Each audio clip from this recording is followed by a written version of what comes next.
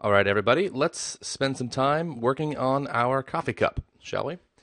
First, we're going to make a cube, and to do that, we're going to have a blank mesh layer that we see here in the item list in the top right. And over on the top left, with your modeling tools set to basic, we hold down Control and click on the cube, and that makes a 1 meter cube. I can push A on the keyboard to auto fit, and then we'll zoom out a little bit, holding down Control Alt and using left mouse drag. As I mentioned in the class, a meter cube is probably too large for a coffee cup, but we're just going to work on this visually, so we don't really care the real scale. If we were going to send this out to be modeled or to be printed, we'd of course want to build it to scale. Wouldn't want to get a meter cube or meter cup back. All right, so I've activated the move tool, which is W on the keyboard, and just move that up on the y-axis using the green handle there. And that just sort of roughly sets it onto the ground. And the next thing we want to do is smooth the shape out using subdivision surfaces. And to do that, we just push the tab key. And you can see our cube has now turned into a nice smooth lump of clay. And as we discussed, we want to add more control points down here, which will give us more of a cylinder instead of a ball. So if we go and grab this edge and go to the edge option, we can use the add loop tool, or we can go to the mesh edit and use loop slice. If we grab loop slice, you can click, and I can drag that like this. Now I think I mentioned in class that you can either shift click to add another loop slice, or drop the tool and pick the tool up again, or you can go to the loop slice properties here and change the count to 2. And you see that gives me 2 loops sliced in. And you see the little handles here letting me control where those are going to be placed. So I can slide them up or down, and the further up or down I slide them, the more control we get right at the edge. So that looks pretty good. Drop the tool using the space bar, and click in the 3D view to drop the selection. So if we use the Alt and left mouse, we can rotate around our model and take a look. Okay, good starting point for our mug. And the next thing we want to do is create the hole inside to pour the coffee. So we'll go to our polygon selection mode, click in the 3D view to drop the selection, click on that polygon one time to select it, and B is for bevel. We push B and click in the 3D view, and you see if we zoom in here, that's added another polygon right on top of the previous. If we scale that in a little bit using the red handle, we can pull it in like this, and we can also start to pull it down if we want. Now if we pull that down, you see the lip of the cup is very thin. So if I do Control Z to undo that, and then hold down Shift and click again, it's going to create another bevel, and this time I can pull that straight down. And now you get a nice lip around. And you notice the further I pull it down, the more it stretches this polygon here. See that how it's trying to follow the polygon? So what you can do is just Shift click again, that'll add another bevel. Shift click, we'll add another one, and then you just keep pulling those down. Shift click.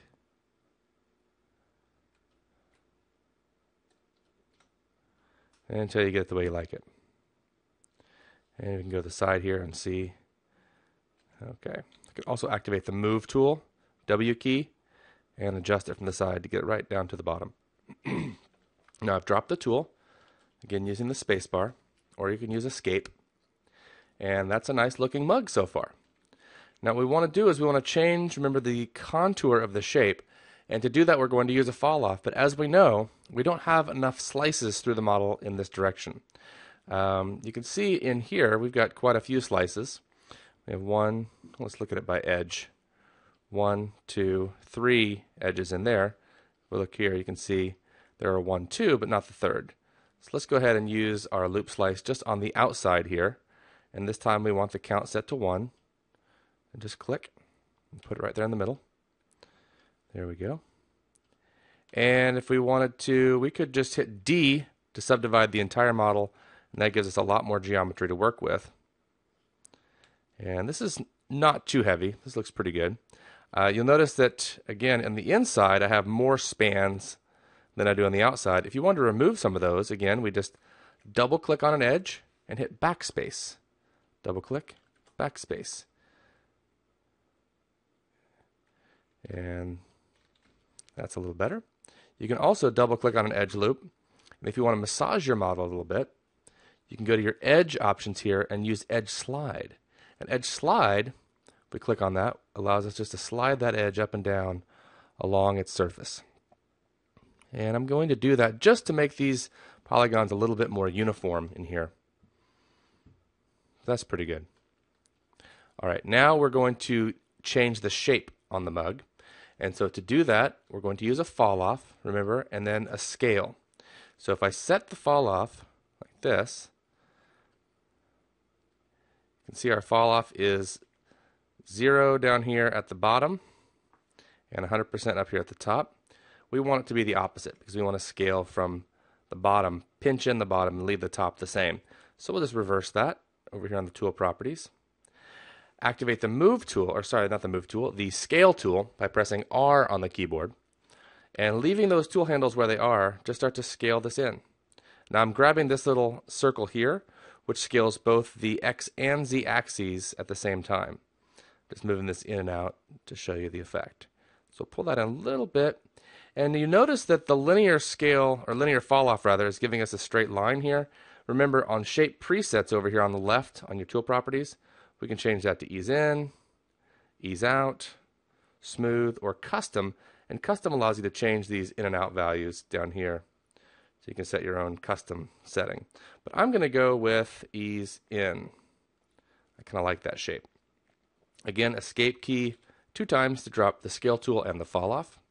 And now we need to make our handle. So we're going to select one polygon here.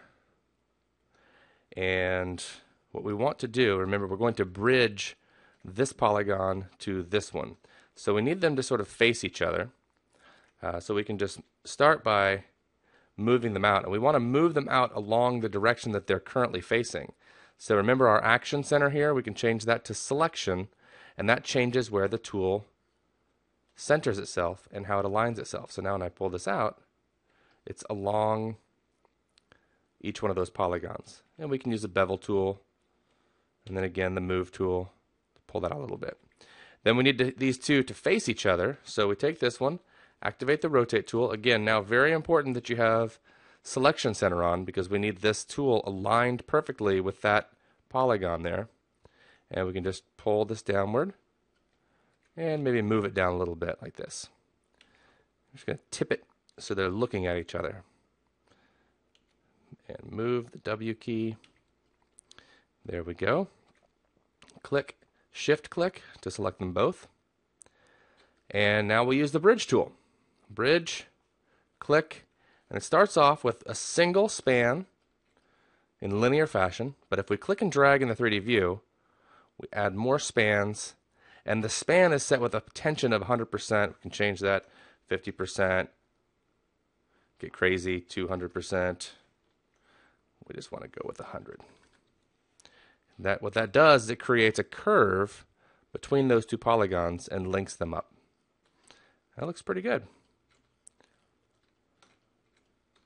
Now if we want to change the shape of the top of the mug here, again, remember your double click on an edge to select an edge loop. You can use your move tool. You can use your scale tool. Whatever you like. And if we want to scale the handle, you can see how the handle is pretty fat. Let's go ahead and select 2 polygons, hit L for loop. Shift up arrow will grow the selection. And now I want to scale all of these in. And in fact, I want to get these down here as well. So shift, click and click, L for loop. Shift, click, click, L for loop. That gives me all of the polygons in the handle. Now if I go to scale it, you can see that it's off axis, meaning the the black line here is, let's just undo that.